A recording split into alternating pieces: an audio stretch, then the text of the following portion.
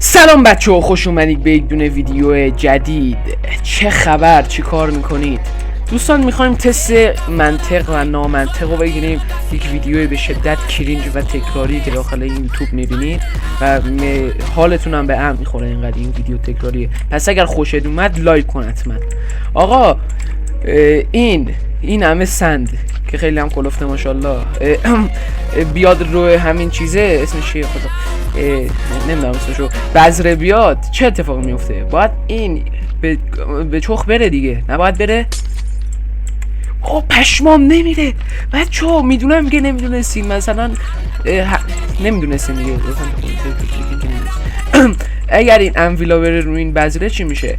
وای حاجی پشمام به این سنگینی.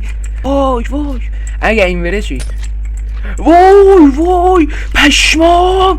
اندازه یه قطره اگر مثلا شاش آبی بریزی مثلا این تو بذرتون به دول میره. دوستان اگر حال کردیم ویدیو رو ساب کنین، میدونین چون خیلی تلاش کردم، بالاخره بلاگ گذاشتم، بذر گذاشتم، میخوام سود کنم. لطفا لایک کنین، میخوام معروف بشم.